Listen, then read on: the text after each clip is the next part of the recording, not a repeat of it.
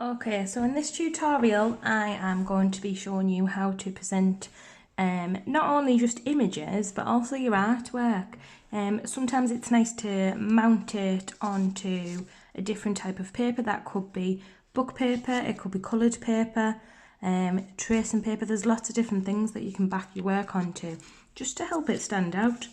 So we've got this example here, which is a ripped effect, which gives your work some nice texture. But then we've got this example here, which is nice and clean cut. Put together, it creates an interesting and creative presentation. So I'm going to show you how to do that. Once you've selected your images or your artwork that you're going to use, you've got to cut it out carefully. My preference would be to use the guillotine in the classroom, but if the guillotine is taken by somebody, then you can just use scissors. You do get better with practice at this. You've got to go nice and slowly and try your best to get as straight a cut as you possibly can. Sometimes I'll just cut slightly into the image and try to cut down the same width as I'm going. And that's because I don't want any little bits of white or the black border to sort of spoil the effect. There we go.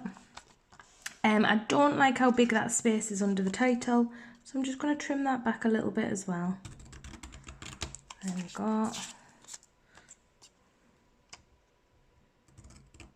And there we go. I am going to mount one on top of book paper and I'm going to mount another on top of coloured paper. Because this one's more colourful, that'd probably be better suited to the book paper. Yeah, that makes the colour stand out. And then this one here, which is a little bit more plain, it might need a little bit of colour.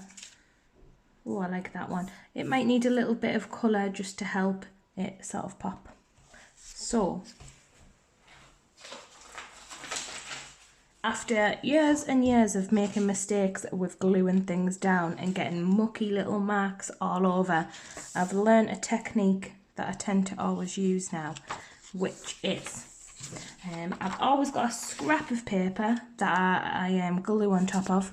So if I'm going to do this one first, I'm just going to put it on that scrap of paper. Never glue your work, glue your pictures on top of your work, because it can spoil what might have taken you a very long time to create.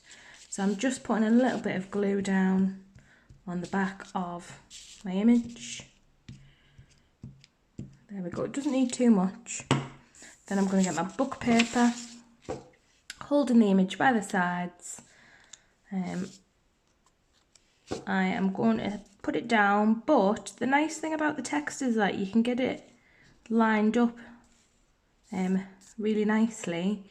Look, I know it's nice and straight when I've mounted it.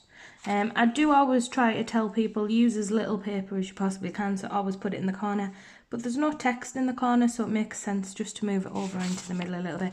I'm going to get my scrap paper and using the non-gluey side, I'm going to put it on top of the picture and I'm just going to rub, and that should stick it down. That stops you from, sometimes if you've been drawing and you've got a little bit of pencil on your hands and you rub your work like that, you get marks on your work and it doesn't look very nice. So now what I'm going to do in a very controlled way,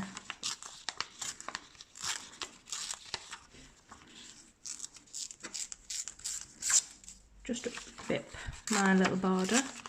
I'm trying my best to get straight-ish lines. I don't want it perfectly straight, otherwise what's the point? But I don't want it looking scruffy. I want some consistency to it.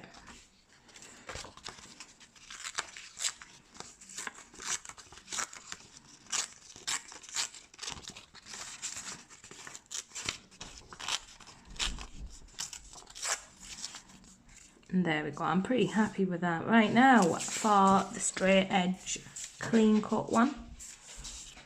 And you'll have a preference, you know, as to which effect you like the most, depending on what style of art you like. I've just noticed I've made a mistake. I was gluing on top of my nice paper that I'm going to use a lot of for background, so I'll just get my scrap paper.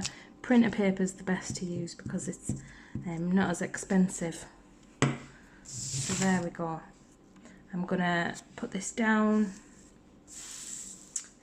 Try your best. Remember what I said, if it's paper that can be used more than once, try your best to always work in the corners so you can use it as much as possible. Especially the coloured paper, it's quite expensive.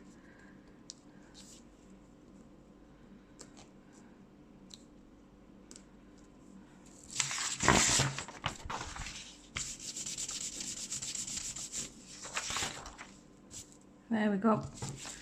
Now, when you're cutting the border, you want to make sure that it's the same width the whole way around. So nice and straight and the same width the whole way around. Again, use the guillotine if you can. There we go. That one's a bit thick.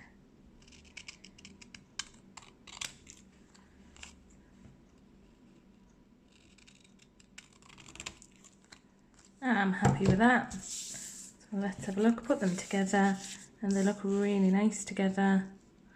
There we go. You can invite lots of other colours if you want to.